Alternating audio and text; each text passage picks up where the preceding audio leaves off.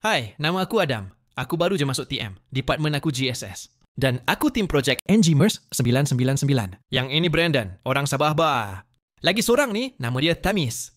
Aku suka kawan dengan diorang ni. Dua-dua bijak. Tapi, satu je masalah diorang ni, selalu kelam kabut. Tahun ni kita orang kena lead video raya. Jadi ini kisah video raya last minute. Brandon, kenapa semua orang busy Kita tak rekod video raya lagi kan? Betul. Kita kan busy dengan projek NG999. Dengan meetings, discussion. Kan Adam? Kan? Tengok je lah. Busy mana tim kita dalam war room ni? Ni mesti tak ingat ni pasal video raya.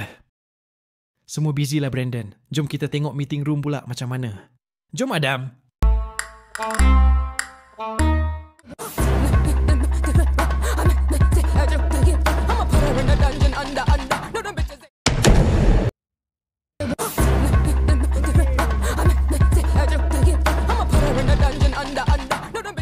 Hai Brandon, video raya dah siap. Boleh saya tengok Jumaat ni?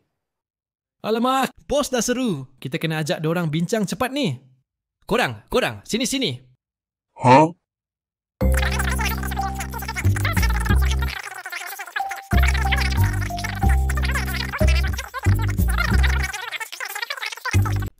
Aku ada idea.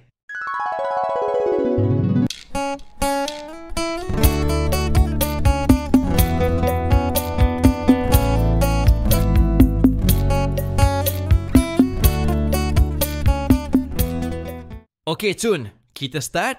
Ready korang?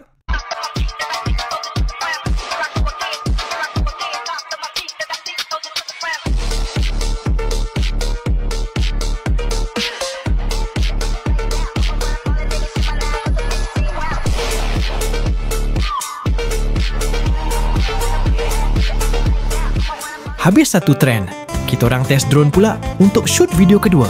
Let's go! Scratch that, bring it back. They are person.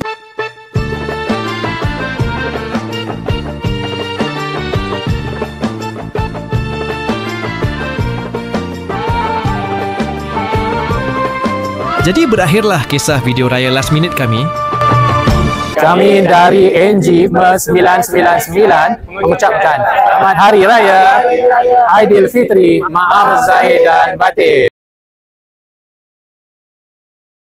Video raya dah siap tak? Kita nak tengok Jumaat ni. Video raya dah siap tak? Kita nak tengok Jumaat ni. Bos, tahun ni tak payahlah video raya, bos.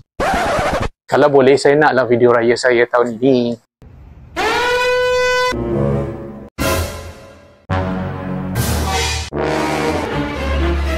Bukan dah buat ke?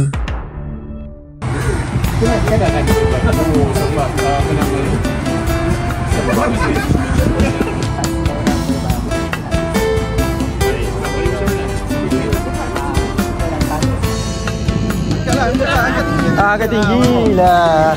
Mana nanti?